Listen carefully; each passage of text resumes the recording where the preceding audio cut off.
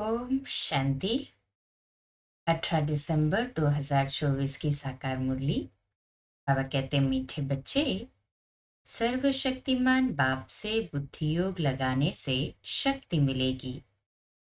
याद से ही आत्मा रूपी बैटरी चार्ज होती है। आत्मा पवित्र सतो प्रधान बन जाती है। प्रश्न: संगम युग पर तुम बच्चे कौन सा पुरुषार्थ करते हो जिसके प्रारब्ध में देवता पद मिलता है? उत्तर: संगम पर हम शीतल बनने का पुरुषार्थ करते हैं। शीतल अर्थात पवित्र बनने से हम देवता बन जाते हैं। जब तक शीतल न बने तब तक देवता भी बन नहीं सकते।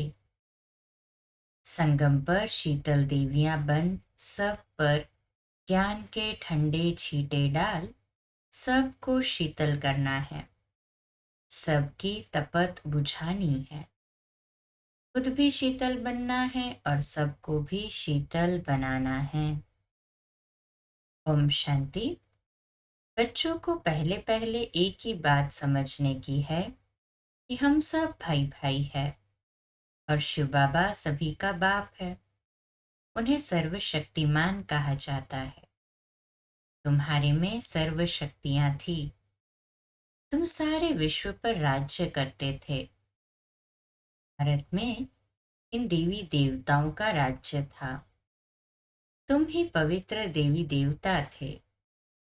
तुम्हारे कुल व डिनाइस्टी में सभी निर्विकारी थे। कौन निर्विकारी थे? आत्माएं। अभी फिर से तुम निर्विकारी बन रहे हो। सर्वशक्तिमान बाप की याद से शक्ति ले रहे हो। ले रहे हैं ना? बाबा की याद से शक्ति। कहें हाँ जी बाबा। बाप ने समझाया है, आत्मा ही 84 का पार्ट बजाती है। आत्मा में ही सतो प्रधानता की ताकत थी। वह फिर दिन प्रतिदिन कम होती जाती है।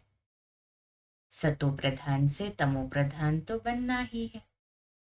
जैसे बैटरी की ताकत कम होती जाती है, मोटर खड़ी हो जाती है, बैटरी डिस्चार्ज हो जाती है।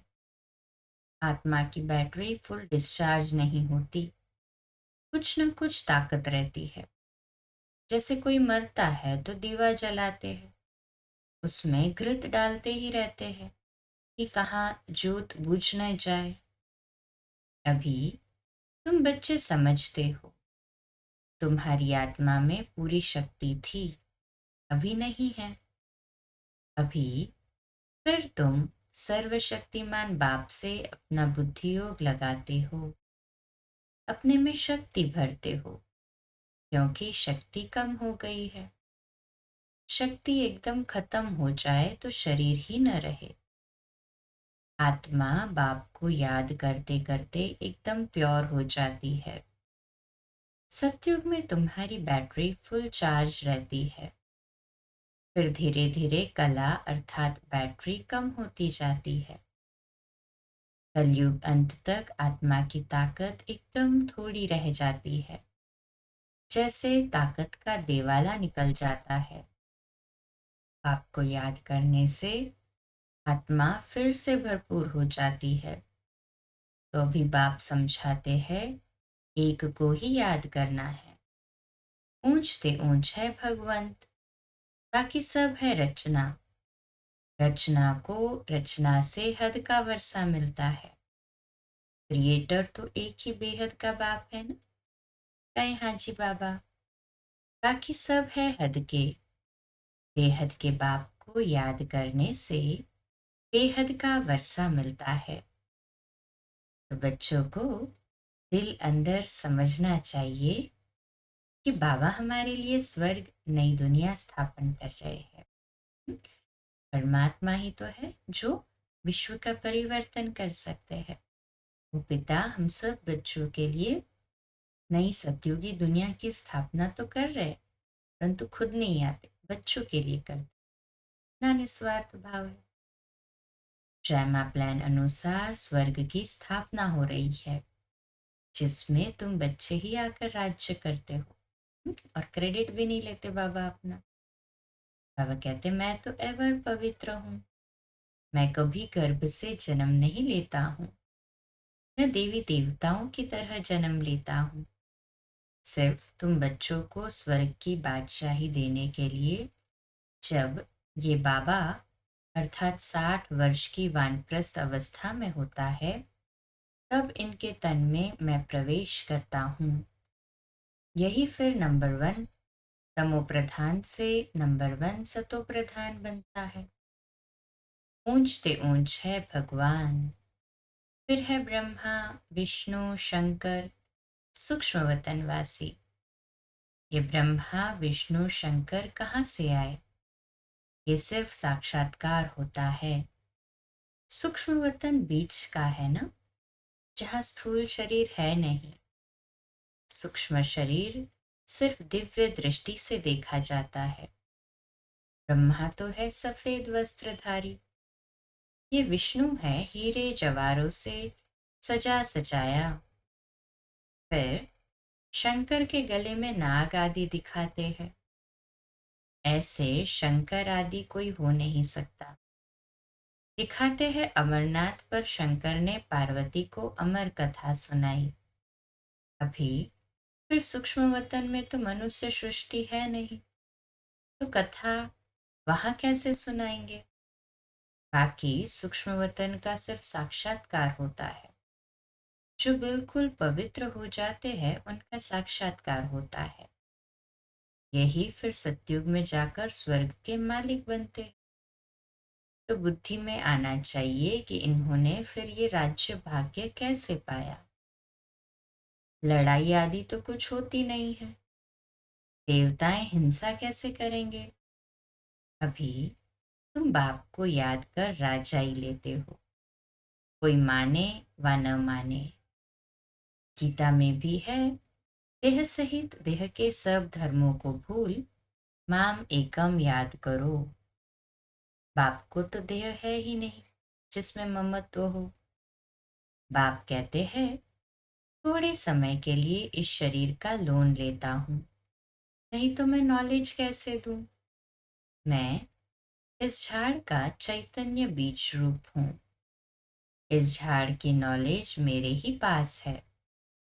इस सृष्टि की आयु कितनी है, कैसे उत्पत्ति पालना विनाश होता है, मनुष्य को कुछ पता नहीं है। वह पढ़ते हैं हद की पढ़ाई। बाप तो बेहद की पढ़ाई पढ़ाकर बच्चों को विश्व का मालिक बनाते हैं। भगवान कभी देहधारी मनुष्य को नहीं कहा जाता। इन्हों को अर्थात ब्रह्मा विष्णु शंकर को भी अपनी सूक्ष्म देह है, इसलिए इन्हें भी भगवान नहीं कहेंगे। ये शरीर तो इस दादा की आत्मा का तख्त है, अकाल तख्त है ना। अभी ये अकाल मूर्त बाप का तख्त है। अमृतसर में भी अकाल तख्त है। बड़े बड़े जो होते हैं वहां अकाल तख्त पर जाकर बैठते हैं। अभी बाप समझाते हैं ये सब आत्माओं का अकाल तख्त है प्रकृति। आत्मा में ही अच्छे व बुरे संस्कार होते हैं। तब तो कहते हैं ये कर्मों का फल है। सब आत्माओं का बाप एक ही है। बाबा कोई शास्त्र आदि पढ़कर नहीं समझाते हैं। ये बातें भी शास्त्रों आदि में नहीं है। तब तो लोग चिढ़ते हैं, कहते हैं ये लोग शास्त्रों को नहीं मानते। साधु संत आदि गंगा में जाकर स्नान करते हैं तो क्या पावन बन गए? वापस तो कोई जा नहीं सकते, सब पिछाड़ी में जाएंगे। जैसे मकड़ों का झुंड व मक्खियों का झुंड जाता है। मक्खियों में भी क्वीन होती है, उनके पिछाड़ी सभी जाते हैं। बाप भी जाएगा तो उनके पिछाड़ी सब आत्माएं भी जाएंगी। मूल वतन में भी जैसे सभी आत्माओं का झुंड है, यहाँ फिर है सभी मनुष्यों का झुंड। तो ये झुंड भी एक भी दिन भागना है। एक ही दिन भागना है, सभी एक साथ जाएंगे ना। बाप आकर सभी आत्माओं को ले जाते हैं। जाना है ना सभी को एक साथ? कहे हाँ जी बाबा। शिव की बारात गाई हुई है। बच्चे कहो व बच्चियां कहो, बाप आकर बच्चों को याद की यात्रा सिखलाते हैं। पवित्र बनने बिगर आत्मा घर वापस जा नहीं सकती। जब पवित्र बन जाएंगी तो पहले शांति धाम में जाएंगी, फिर वहां से आहिस्ते आहिस्ते आते रहते हैं, वृद्धि होती रहती है। राजधानी बननी है ना, सभी इकट्ठे नहीं आते हैं। झाड़ आहिस्ते आहिस्ते वृद्धि को पाता है ना। पहले पहले आदि सनातन देवी देवता धर्म है जो बाप स्थापन करते हैं। ब्राह्मण भी पहले पहले वही बनते हैं जिन्हें देवता बनना है। प्रजापिता ब्रह्मा तो है ना, प्रजा में भी भाई बहन हो जाते हैं। ब्रह्मा कुमार कुमारियां तो यहाँ ढेर बनते हैं। जरूर निश्चय बुद्धि होंगे तब तो इतने ढेर मार्क्स लेते हैं। तुम्हारे में जो पक्के है वह वहां पहले आते, कच्चे वाले पिछाड़ी में ही आएंगे। मूल वतन में सभी आत्माएं रहती है, फिर नीचे आती है तो वृद्धि होती जाती है। शरीर बिगर आत्मा कैसे पाठ बजाएगी? ये पाठधारियों की दुनिया है जो चारों युगों में फिरती रहती है। सतयुग में हम सुदेवता थे, फिर क्षत्रिय वैश्य शूद्र बनते हैं। अभी ये है पुरुषोत्तम संगम युग। ये युग अभी ही बनता है जबकि बाप आते हैं। ये अभी बेहद की नॉलेज बेहद का बाप ही देते हैं। शिव बाबा को अपने शरीर का कोई नाम नहीं है। ये शरीर तो इस दादा का है ना, ब्रह्मा बाबा का शरीर। बाबा ने थोड़े समय के लिए ही लोन लिया है। बाप कहते हैं हमको तुमसे बात करने के लिए मुख तो चाहिए ना। मुख न हो तो बाप बच्चों से बात कर भी न सके। फिर बेहद की नॉलेज भी इस मुख से सुनाता हूँ, इसलिए इसको गौमुख भी कहते हैं। पहाड़ों से पानी तो कहाँ भी निकल सकता है, फिर यहाँ गौमुख बना दिया है, उससे पानी आता है। उन्हें फिर गंगा जल समझ पीते हैं। उस पानी का फिर कितना महत्व रखते। इस दुनिया में है सब झूठ, सच तो एक बाप ही सुनाते। फिर वह झूठे मनुष्य इस बाप की नॉलेज को झूठ समझ लेते हैं। भारत में जब सतयुग था तो इसको सचखंड कहा जाता था। फिर भारत ही पुराना बनता है तो हर बात हर चीज झूठी होती है। कितना फर्क हो जाता है। बाप कहते हैं तुम हमारी कितनी ग्लानि करते हो। सर्वव्यापी कहे कितना इंसल्ट किया है। शिव बाबा को बुलाते ही है, इस पुरानी दुनिया से ले चलो। बाप कहते हैं मेरे सभी बच्चे कामचिता पर चढ़कर कंगाल बन गए हैं। बाप बच्चों को कहते हैं तो स्वर्ग के मालिक थे ना। स्मृति आती है, कहे हाँ जी बाबा। बच्चों को ही समझाते हैं, सारी दुनिया को तो नहीं समझाएंगे ना। बच्चे ही बाप को समझते हैं ना। कहे हाँ जी बाबा। दुनिया इस बात को क्या जाने। सबसे बड़ा कांटा है काम का, नाम ही है पतित दुनिया। सतयुग है 100% पवित्र दुनिया। मनुष्य ही पवित्र देवताओं के आगे जाकर नमन करते हैं। भल बहुत भक्त है जो वेजिटेरियन है, परंतु ऐसे नहीं कि विकार में नहीं जाते हैं। ऐसे तो बहुत बाल ब्रह्मचारी भी रहते हैं, छोटेपन से कभी छीछी खाना आदि नहीं खाते हैं। सन्यासी भी कहते हैं निर्विकारी बनो। हर बार का सन्यास करते हैं, फिर दूसरे जन्म में भी किसी गृहस्थी के पास जन्म ले, फिर घर बार छोड़ जंगल में चले जाते हैं। परंतु क्या पतित से पावन बन सकते हैं? नहीं ना? पतित पावन बाप की श्रीमत बिगर कोई पतित से पावन बन नहीं सकते। भक्ति है उतरती कला का मार्ग, तो फिर पावन कैसे बनेंगे? पावन बने तो घर जावे, स्वर्ग में आ जाए। सत्युगी देवी देवताएं कब घर बार छोड़ते हैं क्या? उन्हों का है हद का सन्यास, तुम्हारा है बेहद का सन्यास। सारी दुनिया मित्र संबंधी आदि सब का सन्यास। तुम्हारे लिए अभी स्वर्ग की स्थापना हो रही है।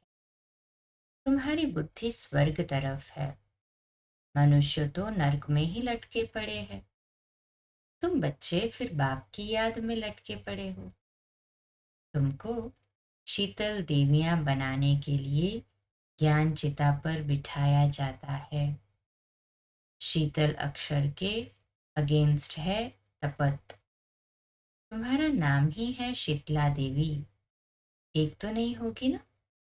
जरूर बहुत होगी, जिन्होंने भारत को शीतल बनाया है। इस समय सभी काम चिता पर जल रहे हैं। तुम्हारा नाम यहाँ शीतला देवियां है। तुम शीतल करने वाली, ठंडा छींटा डालने वाली देवियां हो। छींटा डालते जाते हैं ना, ये है ज्ञान के छींटे जो आत्मा के ऊपर डाले जाते हैं। माँ पवित्र बनने से शीतल बन जाती है। इस समय सारी दुनिया कामचिता पर चढ़ काली हो पड़ी है। अब कलश मिलता है तुम बच्चों को। कलश से तुम खुद भी शीतल बनते हो और दूसरों को भी बनाते हो। ये भी शीतल बने हैं ना? दोनों इकट्ठे हैं। घर बार छोड़ने की तो बात ही नहीं। लेकिन गौशाला बनी होगी तो जरूर कोई ने घर बार छोड़ा होगा। इसलिए ज्ञान चिता पर बैठ शीतल बनने के लिए। जब तुम यहाँ शीतल बनेंगे तभी तुम देवता बन सकते हो। कि तुम बच्चों का बुद्धि योग पुराने घर की तरफ नहीं जाना चाहिए। बाप के साथ बुद्धि लटकी रहे, क्योंकि तुम सबको बाप के पास घर जाना है। बाप कहते हैं मीठे बच्चे, मैं पंडा बनकर आया हूं, को ले चलने। ये शिव शक्ति पांडव सेना है। तुम हो शिव से शक्ति लेने वाली। वह है सर्वशक्तिमान।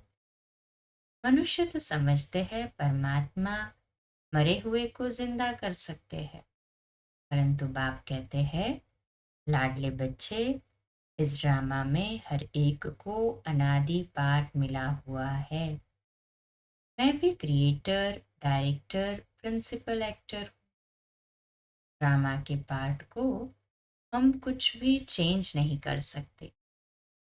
मनुष्य समझते हैं पत्ता पत्ता भी परमात्मा के हुक्म से हिलता है, लेकिन परमात्मा तो खुद कहते हैं मैं भी ड्रामा के अधीन हूं, इसके बंधन में बांधा हुआ हूं।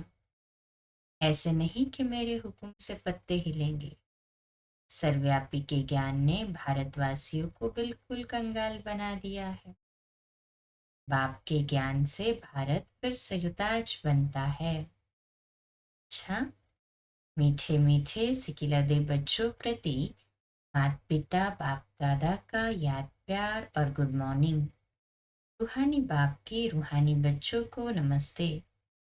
हम रूहानी बच्चों की रूहानी माता पिता बाप दादा को याद प्यार, गुड मॉर्निंग और नमस्ते। वाह वाह वाह वाह, शुक्रिया बाबा, शुक्रिया। धारणा के लिए मुख्य सार है, पहली पॉइंट, सूर्यवंशी में पहले पहले आने के लिए निश्चय बुद्धि बन फुल मार्क्स लेनी है। पक्का ब्राह्मण बनना है। बेहद की नॉलेज स्मृति में रखनी है। दूसरी पॉइंट, ज्ञान चिता पर बैठ शीतल अर्थात पवित्र बनना है। ज्ञान और योग से काम की तपत समाप्त करनी है। बुद्धि योग सदा एक बाप की तरफ लटका रहे। आज का मीठा वरदान, ब्राह्मण जीवन में श्रेष्ठ स्थिति रूपी मेडल प्राप्त करने वाले बेगमपुर के बादशाह भव।